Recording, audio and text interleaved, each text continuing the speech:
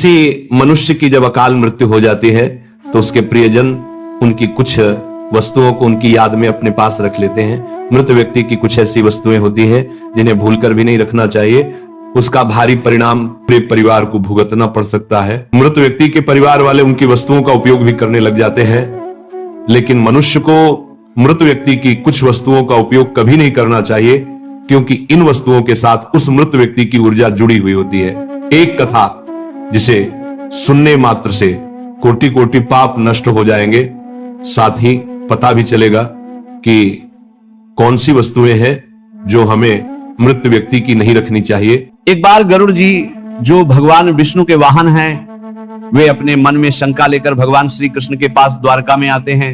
अपने प्रिय वाहन गरुड़ को देखकर भगवान श्री कृष्ण प्रसन्न होकर उनका स्वागत करते हैं और कहते हैं, हे द्वारका में तुम्हारा स्वागत है। तुम्हारे आने से मुझे बड़ी प्रसन्नता हुई है। निसंदेह तुम्हारे आने का कोई विशेष कारण होगा। बताओ किस प्रयोजन से तुम यहाँ पधारे हो। गरुड़ जी भगवान को प्रणाम करते हुए कहते हैं, हे प्रभु, आप तो सर्वज्ञ है। इस पूरे संसार में कुछ भी आपसे छिपा नहीं है। मैं आपके पास एक शंका लेकर आया हूं, जिसका समाधान केवल आप ही कर सकते हैं। भगवान श्री कृष्ण हंसते हुए कहते हैं, हे पक्षीराज, तुम्हारी जो भी शंका हो निसंकोच होकर पूछ लो। तुम्हारी हर शंका और समस्या का समाधान करना मेरा कर्तव्य है। गरुड़ जी गंभीर स्वर में कहते हैं, हे प्रभु, मेरा प्रश्न यह है कि जब कोई जीव मृत्यु को प्राप्त होता है तब वो अपने साथ क्या क्या चीजें लेकर जाता है, और मृत्यु के बाद उस प्राणी से जुड़ी कौन कौन सी वस्तुओं का उपयोग अन्य लोगों को नहीं करना चाहिए। भगवान श्री कृष्ण ने विचारपूर्ण स्वर में कहा, गरुड़, तुम्हारा प्रश्न अत्यंत महत्वपूर्ण है। इस संसार में जो जन्म लेता है उसकी मृत्यु निश्चित होती है। मनुष्य संसार में खाली हाथ अवश्य आता है, किंतु जब उसकी मृत्यु होती है तो वह अपने साथ 5 चीजें लेकर जाता है। और यह भी सत्य है कि जीवित मनुष्य को मरे हुए व्यक्ति की 3 चीजों का उपयोग कभी नहीं करना चाहिए। तुम्हारे इन दोनों प्रश्नों का उत्तर देने से पूर्व मैं एक ब्राह्मण और 5 प्रेतों की कथा सुनाता हूं, जिससे तुम्हारे सभी प्रश्नों का समाधान हो जाएगा। इस कथा को ध्यान से सुनना। इस कथा का श्रवण करने पर मनुष्य के कोटि कोटि पाप नष्ट होते हैं, इसलिए इस कथा का तुम प्रचार करो। गरुड़ जी ने श्रद्धा से कहा, हे प्रभु, मैं ध्यान पूर्वक आपकी कथा सुनने के लिए तैयार हूं। कृपया मुझे वह पवित्र कथा सुनाएं। हे गरुड़, एक समय की बात है, मध्य देश में देव कथा शर्मा नाम का एक गरीब ब्राह्मण रहता था। वह अत्यंत गुणवान और शास्त्रों में पारंगत था। उसने वेद और शास्त्रों का बड़े गहराई से अध्ययन किया हुआ था, किंतु वह अपने ज्ञान का कभी दुरुपयोग नहीं करता था। उसने कभी अपने ज्ञान का उपयोग धन कमाने के लिए नहीं कर। अत्यंत गरीब होकर भी वह भिक्षा मांगकर ही अपना गुजारा चलाता था। फिर एक दिन वह ब्राह्मण वन में तपस्या करने के लिए जाने का विचार करता है। वह ईश्वर का ध्यान करने के उद्देश्य से वन में विचरण करने लगा। ब्राह्मण जिस वन में प्रवेश करता उसका नाम विपिन वन था। यह वन अत्यंत भयानक और डरावना था, जिसके बारे में दूर दूर तक लोग चर्चा किया करते थे। इस वन में प्रवेश करने की हिम्मत बहुत कम लोग कर पाते थे, क्योंकि वहां का वातावरण ही भय से भरपूर था।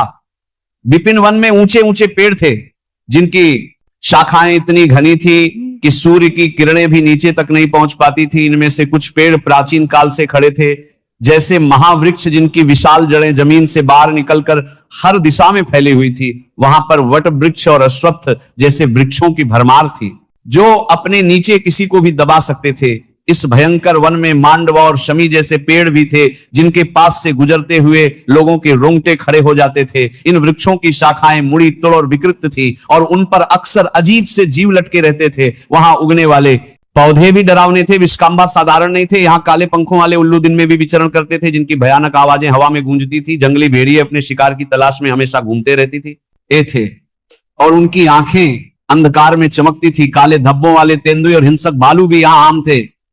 पक्षियों में शकुनी नामक गिद्ध और काली मैना पेड़ों पर बैठे दूर से आए लोगों को आतंकित करते थे। विपिन वन का सारा वातावरण ही अत्यंत रहस्यमय और डरावना था, जहां हर कदम पर मृत्यु का भय मंडराता रहता था। और चलते चलते वह एक अत्यंत प्राचीन वृक्ष के पास पहुंच जाता है। वह देखता है कि उस वृक्ष के नीचे 5 पिशाच खड़े हुए हैं। वे सभी पिशाच उस जंगल से गुजरने वाले मनुष्यों का भक्षण करते थे। कोई भी मनुष्य उस मार्ग से जाता तो वे उसे पकड़कर खा लिया करते थे। पिशाच होने के कारण उनके अंदर अंदर धर्म का कोई अंश नहीं था। वे अत्यंत पापी और दुराचारी थे। वे किसी पर भी कभी दया नहीं करते थे।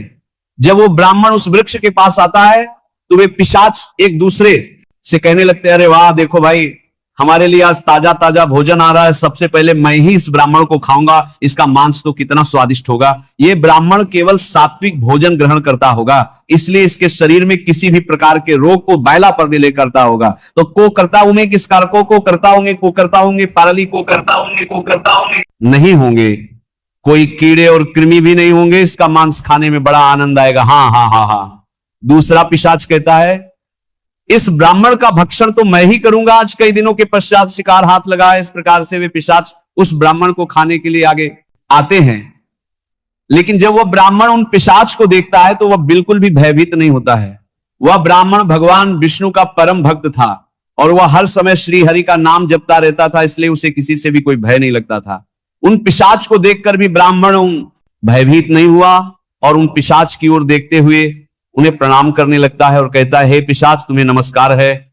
उस ब्राह्मण का ऐसा विचित्र व्यवहार देखकर पिशाच हैरान हो जाते हैं। विष्णु भक्त ब्राह्मण के सानिध्य से उनके अंदर से सा का भाव नष्ट हो जाता है और वे आश्चर्यचकित होकर उस ब्राह्मण की ओर देखते हैं और उस ब्राह्मण से कहने लगते हैं हे महात्मा, आप कौन हैं और इस वन में अकेले क्यों भटक रहे हैं? हम पिशाच को देखकर भी आपको जरा सा भी भय नहीं लगा। बड़े बड़े शूरवीर योद्धा भी हम पिशाच को देखकर थर थर कांपने लगते हैं, हमें देखकर डर कर भागने लगते हैं, किंतु आपके मन में किसी भी प्रकार का भय दिखाई नहीं पड़ रहा। आपके सानिध्य में आने पर हमारी भूख भी समाप्त हो चुकी है। हम तो आपको भोजन समझकर प्रसन्न हो रहे थे और आपको खाने वाले थे। फिर वह ब्राह्मण कहता है हे पिशाच, मुझे आपसे बिल्कुल भी भय नहीं लग रहा है, क्योंकि मैं जानता हूं कि भगवान हमेशा मेरे साथ हैं और उनकी इच्छा के बिना तो पेड़ का पत्ता तक नहीं हिलता। यदि मेरी मृत्यु आप पिशाच के द्वारा ही होनी है तो मुझे यह भी स्वीकार है। प्रभु ने मेरे भाग्य में जो भी लिख दिया है मुझे वह मंजूर है। यदि मुझे खाने से आपकी तृप्ति होती है तो मैं इसे मेरा सौभाग्य समझूंगा। इस संसार के प्रत्येक प्राणी को सुख प्रदान करना, उनकी तृप्ति करना ही प्रत्येक मनुष्य का कर्तव्य है। पिशाच भी ईश्वर द्वारा ही बनाए हुए हैं, इसलिए मैं आपकी निंदा भला कैसे कर सकता हूं।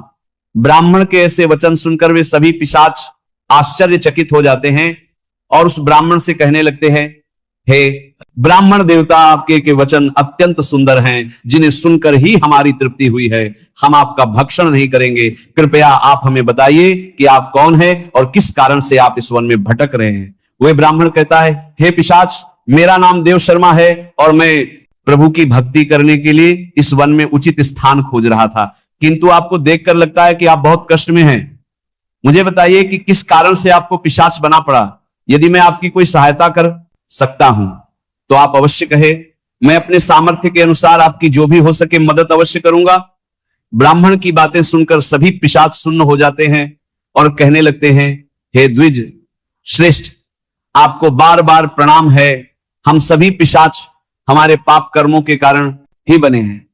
हमने हमारे पितरों का अपमान किया है, इसी कारण से हमें ये पिशाच योनि प्राप्त हुई है। न जाने कब हमें इस पिशाच के शरीर से छुटकारा मिलेगा। हमने मनुष्य रहते हुए भी बहुत पाप किए थे और पिशाच बनकर तो हमने अनगिनत पाप किए हैं। कितने ही निर्दोष मनुष्यों और प्राणियों को हमने मारकर खाया है। इसीलिए हमें ऐसा लगता है कि हमें कभी पिशाच योनि से मुक्ति नहीं मिलेगी। फिर ब्राह्मण कहता है हे पिशाच, मैं आपकी व्यथा को समझता हूं।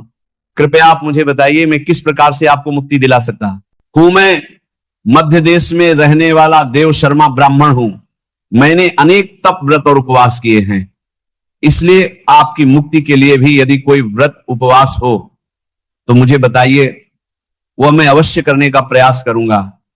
ब्राह्मण की बात सुनकर उन पिशाच को समझ में आ जाता है कि यह ब्राह्मण तो उनका ही पुत्र है। वे पिशाच उस ब्राह्मण के दादा परदादा हैं जो पाप करने के कारण पिशाच बने हुए हैं। श्री कृष्ण कहते हैं हे गरुड़, इस प्रकार से उन पिशाच को तय हो जाता है कि वे ब्राह्मण उनका ही वंशज है।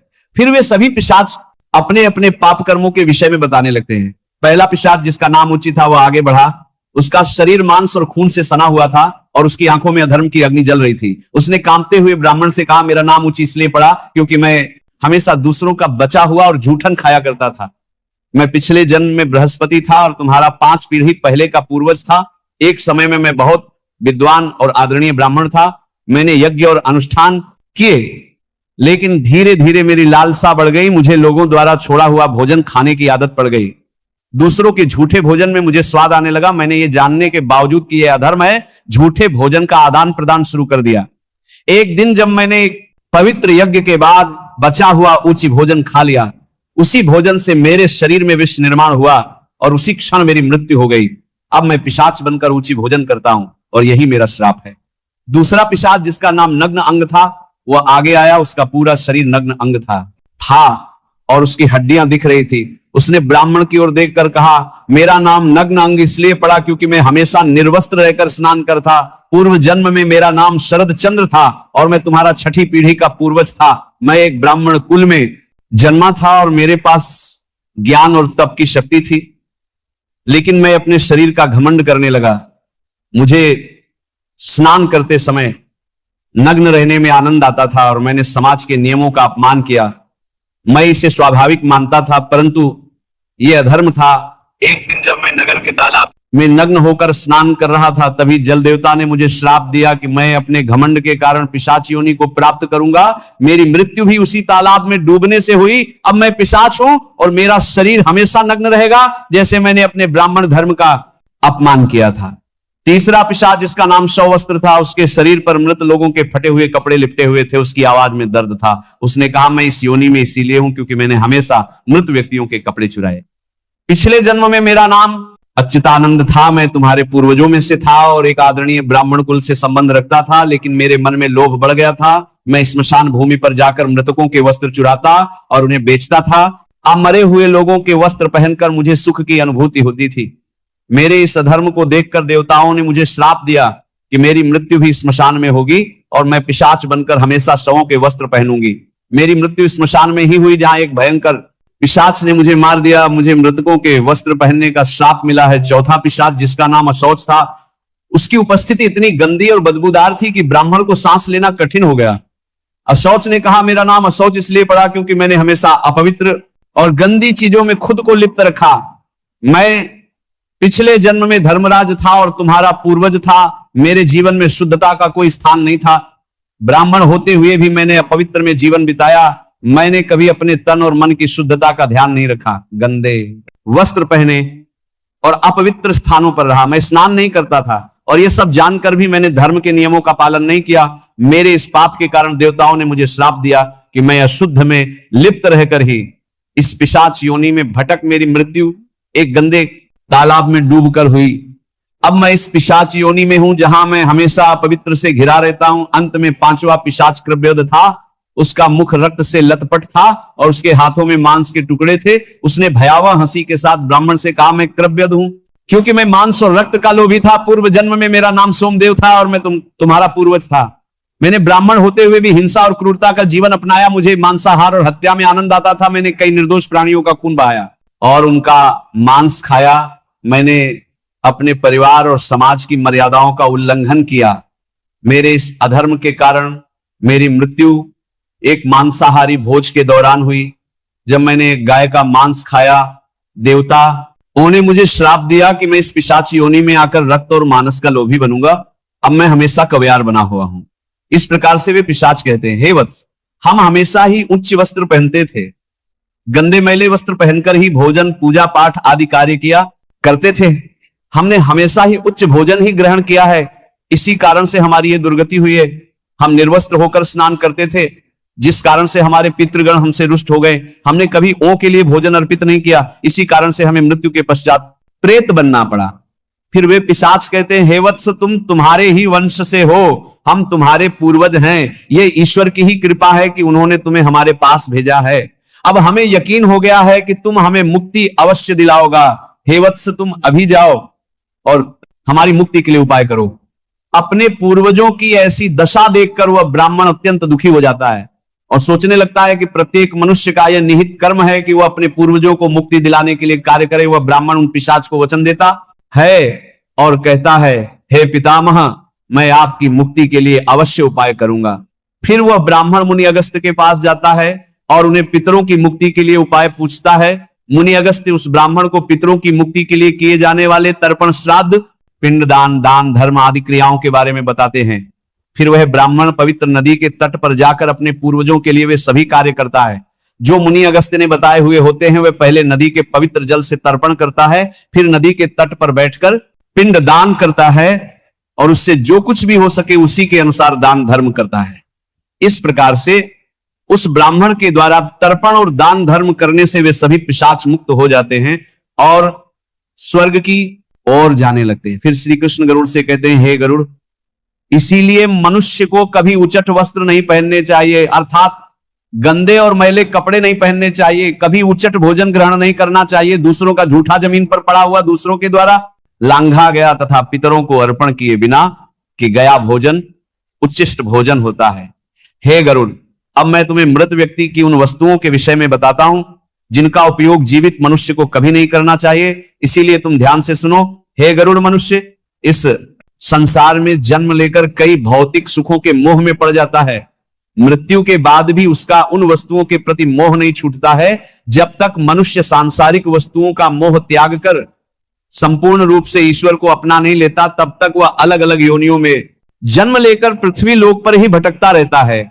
कभी कभी यह मोह इतना अधिक होता है कि वह मृत्यु के बाद भी इसी पृथ्वी लोक पर भ्रमण करता है, अर्थात वह प्रेत योनि धारण करता है। यदि किसी मनुष्य की अकाल मृत्यु हो जाती है तो वह भी प्रेत योनि में चला जाता है और प्रेत बनकर वह अपने ही परिवार के लोगों को दुख देने लगता है। कई बार मनुष्य अपने मृत परिजनों की वस्तुओं को उनकी याद में अपने पास रख लेते हैं या उनकी वस्तुओं का उपयोग भी करने लग जाते हैं। लेकिन मनुष्य को मृत व्यक्ति की कुछ वस्तुओं का उपयोग कभी नहीं करना चाहिए, क्योंकि इन वस्तुओं के साथ उस मृत व्यक्ति की ऊर्जा जुड़ी हुई होती है। उस मृत व्यक्ति का उन वस्तुओं के प्रति मोह बहुत अधिक होने के कारण वह मृत्यु के बाद भी उन वस्तुओं से जुड़ा रहता है, और यदि कोई इन वस्तुओं का प्रयोग करता है तो उसे कई प्रयोगों का सामना करना पड़ता है। वह मृतात्मा उसे कई प्रकार से कष्ट देने लगती है। इसलिए किसी भी मनुष्य को मरे हुए व्यक्ति की चीजों का इस्तेमाल कभी नहीं करना चाहिए। मनुष्य चाहे तो उन वस्तुओं को संभाल कर अपने घर में रख सकता है अथवा उन चीजों को नदी के जल में प्रवाहित कर सकता है, लेकिन भूल से भी उनकी वस्तुओं का इस्तेमाल नहीं करना चाहिए। उस मृत आत्मा की शांति के लिए मनुष्य उस व्यक्ति की प्रिय वस्तुओं का दान करता है तो यह बहुत ही शुभ होता है। सबसे पहली वस्तु है मृत व्यक्ति के कपड़े। मृत व्यक्ति के कपड़ों का कभी भी इस्तेमाल नहीं करना चाहिए, उन्हें भूल कर भी पहनना नहीं चाहिए। ऐसा करने से मृत व्यक्ति की आत्मा उस व्यक्ति से जुड़ जाती है जो इनका इस्तेमाल करता है। मृत व्यक्ति की यादें उस व्यक्ति को सताने लग जाती हैं जो उनके कपड़ों का इस्तेमाल करता है, जिस कारण वह व्यक्ति मानसिक और शारीरिक रूप से कमजोर हो जाता है। उस व्यक्ति को अपने मृत परिजन की ऊर्जा का एहसास भी होने लगता है। इसलिए मृत व्यक्ति के कपड़े कभी भी नहीं पहनने चाहिए। मृत व्यक्ति के कपड़े हमेशा दान कर देने चाहिए, जिससे उसकी आत्मा को शांति प्राप्त हो जाती है। दूसरी चीज है मृत व्यक्ति के गहने। मृत व्यक्ति के गहने भी उसके कपड़ों की तरह ही उसकी ऊर्जा के स्रोत होते हैं। मृत व्यक्ति का अपने गहनों से लगाव कपड़ों से भी कई गुना ज्यादा होता है, क्योंकि प्रत्येक व्यक्ति गहने खुद को सुंदर प्रतीत करने के लिए पहनता है। लेकिन जब व्यक्ति की मृत्यु हो जाती है और उसके गहने कोई दूसरा व्यक्ति पहन लेता है, तब मृत व्यक्ति की आत्मा असहज महसूस करने लगती है। वह आत्मा उस व्यक्ति को परेशान करने लग जाती है। आत्मा मोक्ष की राह पर ना जाकर इसी मृत्यु लोक में अपने ही परिजनों को परेशान करने लग जाती है। इसलिए मृत व्यक्ति के गहनों का कभी भी इस्तेमाल नहीं करना चाहिए। व्यक्ति की मृत्यु के बाद उसके गहनों को गला क्रोड़ की माला ही उसके जीवन भर के पुण्य की कुंजी होती है। मृत्यु के बाद व्यक्ति की माला को कभी जीवित मनुष्य को धारण नहीं करना चाहिए, उसकी माला को पवित्र नदी के जल में प्रवाहित कर देना चाहिए। पवित्र नदी उस मृत व्यक्ति के सभी पुण्य को बहाकर स्वर्ग में ले जाती है। श्री कृष्ण कहते हैं, हे गरुड़, मृत्यु के बाद मनुष्य अपने साथ केवल अपने पाप और पुण्य लेकर जाता है, सभी भौतिक वस्तुओं को यहीं पर छोड़ देता है। इसलिए उसे कभी उन वस्तुओं के प्रति अत्यधिक मोह नहीं करना।